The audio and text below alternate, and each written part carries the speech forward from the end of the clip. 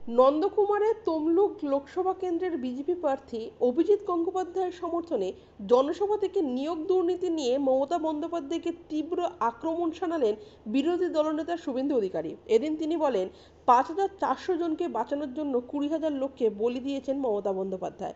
এদিনের সভা থেকে মমতা অভিষেককে মা বেটা বলে তিনি। এদিন শুভেন্দুবাবু বলেন, এসএসসিতে ঝাঁকি হায়, পিএসসি, মিউনিসিপ্যালিটি, ফায়ার ব্রিগেড বাকি হে। সবে তো 12টা বাজে, এখনো সন্ধ্যায় হয়নি। এই পিসি ভাইপোকে কি করি আমরা, দেখতে থাকুন। এরপরই মমতাকে আক্রমণ করে তিনি বলেন, এত জ্বালা কেন জানেন? হাইকোর্ট বলেছিল যোগ্য কারা অযোগ্য কারা তালিকা দাও। 5,400 অযোগ্য। এই 5,400কে বাঁচানোর জন্য টাকা তুলেছে 18 থেকে 20 লক্ষ করে। এদের বাঁচানোর জন্য 20,000 যোগ্য লোককে বলি দিয়েছে।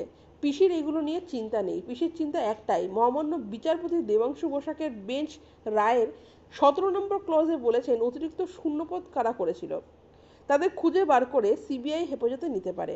এই 5,400কে চাকরিতে বহাল রাখার জন্য 5ই মে 2022 ক্যাবিনেটে মিটিং হয়েছিল। সেই সভার নেতৃত্ব করেছিলেন এই ঠগি পিসি।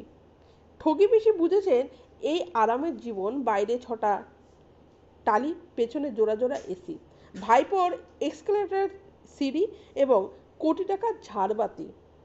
আপনি চিকিৎসা পান না, আর ভাইপো আমেরিকায় যায় যেখানে 1 কোটি টাকা জমা দিয়ে নাম এন্ট্রি করতে হয়।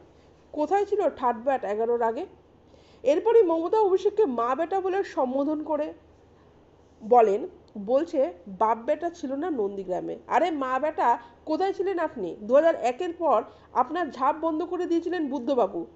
দিদি থেকে দিদিমা হয়ে যেতেন, কোনোদিন মুখ্যমন্ত্রী হতে পারতেন না যদি মেদিনীপুর না থাকতো। আরে আমাকে বলে গদ্দার, বুঝে নেব কতটা গদ্দার আমি। একবার হারিয়েছি, আবার হারাবো। তোমার আলালের দুয়াকে জেলে ঢোকাবো। অনেকে বলে আপনি আগে বলেন কেন? বেশ করি বলি, যা বলি তাই করি, যা বলি ভেবে বলি, আর যেটা বলি করে দেখাই।